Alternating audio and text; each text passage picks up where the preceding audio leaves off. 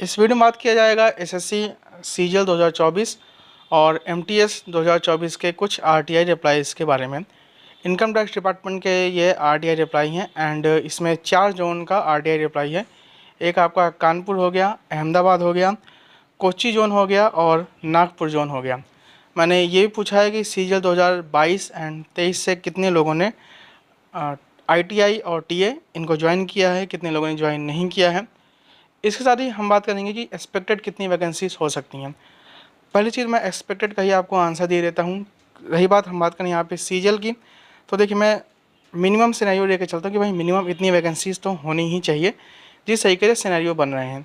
अब इससे ज़्यादा हो जाएँ तो वेल एंड गुड है, बट हाँ जहाँ तक मेरे अकॉर्डिंग है, मैं कोई एसएससी का चेयरमैन नहीं हूँ, 8.5 से लेकर 9 के ये मिनिमम है, इससे ज़्यादा होने के काफ़ी अच्छे चांसेस हैं।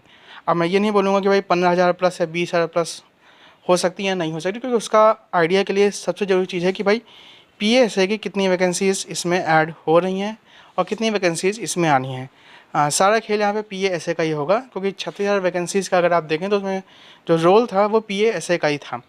तो मैं इतना बोलता हूँ कि भाई कम से कम जो है 8.5 से लेकर 9.5 इतनी वैकेंसीज़ आनी ही चाहिए, इससे ज़्यादा होने के चांसेस हैं। बट हाँ, मैं ये नहीं करता कि भाई कुछ भी मैं बोलूँ कि भाई 50,000 20,000 इतना मिनिमम आना ही चाहिए, इससे ज़्यादा आने के काफ़ी अच्छे चांसेस हैं। अभी पीएसए का कहीं भी किसी के पास भी कोई भी रिप्लाई नहीं आया है कि भाई कितनी वैकेंसीज वो भेज रहे हैं, कितना वैकेंट है, किसी भी चीज़ का कोई इतना आंसर नहीं दे रहे हैं। तो मेन चीज़ है भाई पीएसए।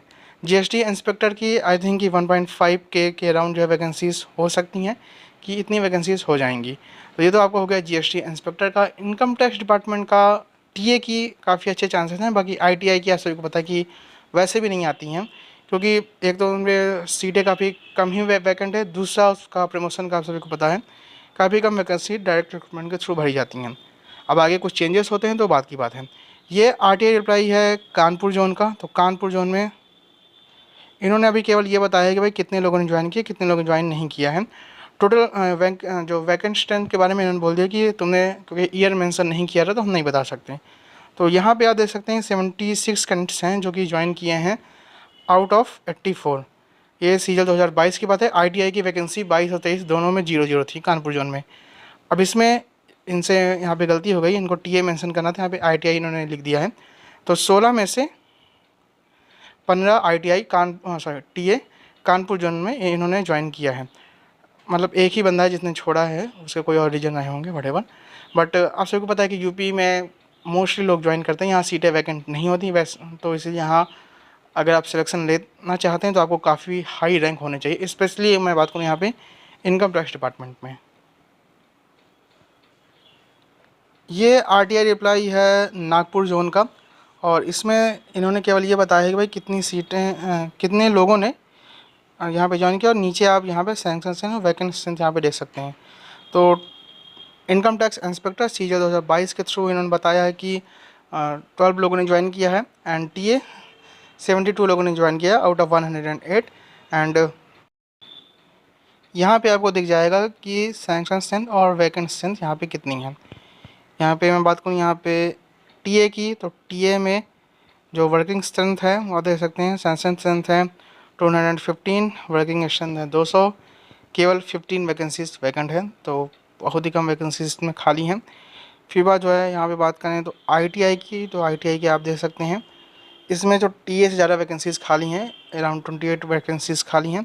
एंड नीचे आपको यहाँ पे आगे दिख जाएगा एमटीएस में आप देख सकते हैं कि अराउंड 40 के अराउंड वैकेंसीज यहाँ पे खाली हैं। तो एमटीएस एक्सपेक्टेड है कि 20 के अराउंड इसमें देखने को मिल जाएगा।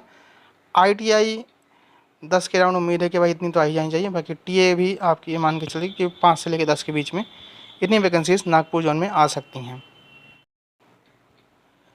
अहमदाबाद की बात करूँ तो यहाँ पे इन्होंने अलग अलग ईयर का बताया नहीं कि सीजीएल 22 से कितने लोगों ने ज्वाइन किया या 23 से कितने लोगों ने ज्वाइन किया। तो इसके बारे में मैं नहीं बता सकता कि ये जो 65 एंड 140 में लिखा है इसमें कौन सीजीएल 22 के हैं, कौन सीजीएल 23 के हैं। इंस्पेक्टर की 14 पोस्ट वैकेंट हैं, तो उम्मीद है कि 2 या 3 या 4 से 5 मैक्सिमम इतनी आ जाएंगी। टीए की 318 वैकेंट है, तो 150 के अराउंड इतनी तो एक्सपेक्टेड है कि देखने को मिल जाएगी। बाकी एमटीएस काफ़ी वैकेंट है 477। तो एमटीएस में उम्मीद है कि भाई मिनिमम 300 वैकेंसीज़ देखने को मिल सकती हैं, क्योंकि टीए की बात करें या आईटीआई की बात करें, इनमें कई वैकेंसीज़ प्रमोशन के थ्रू फिल होती हैं। On the other hand MTS में ऐसा कुछ नहीं होता है, तो वहाँ वैकेंसी ज़्यादा भेजी जाती हैं।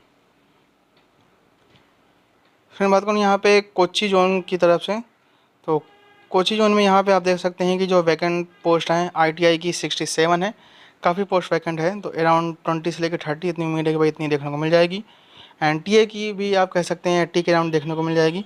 159 एमटीएस के पोस्ट वैकेंट है, आप देख सकते हैं कि 159 वैकेंट है, इसमें से 116 पोस्ट जो है भेजी गई हैं एमटीएस 2024 में कोच्चि जोन की तरफ से। मैं आपको एक रेफरेंस के लिए बता दूं कि एमटीएस 2022 में कोच्चि जोन की तरफ से 6 वैकेंसीज़ भेजी गई थी, इस बार जो है ये 116 वैकेंसीज़ हैं।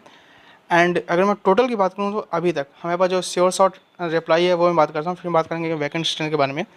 एमटीएस में 440 इतना तो श्योर शॉर्ट है, अगर आप इसको भी ऐड कर लेते हैं तो आपको मिल जाता है 556 वैकेंसीज़ जो है। अब इसमें आपको पता है कि मुंबई जोन में अराउंड 600 के अराउंड वैकेंसीज़ खाली हैं, तो अगर 400 भी देते हैं तो 1000 वैकेंसीज़ आपकी ऐसे ही हो जाती हैं।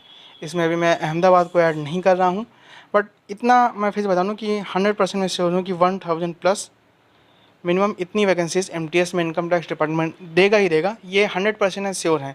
इससे ज़्यादा के पूरे चांसेस हैं, बट 1000 तो इससे ज़्यादा तो आनी ही आनी है, ये इसमें तो कोई दो राय नहीं है। अगर मैं बात करूँ एमटीएस 2022 में तो 2500 के अराउंड वैकेंसीज़ थी, तो काफ़ी अच्छी वैकेंसीज इस बार एमटीएस 2024 में देखने को मिलेगी। बाकी ये हैं कोई कितने लोगों ने ज्वाइन किया है, तो टीए बात करें यहाँ पे तो सीजीएल 24 का इन्होंने बोला कि अभी कोई भी कैंडिडेट ने ज्वाइन नहीं किया है। एंड टीए की बात करें तो टीए में 45 लोगों ने ज्वाइन किया आउट ऑफ 74, एंड आईटीआई में आउट ऑफ 11 लोगों ने ज्वाइन किया, बस एक किसी कैंडिडेट ने ज्वाइन नहीं किया है।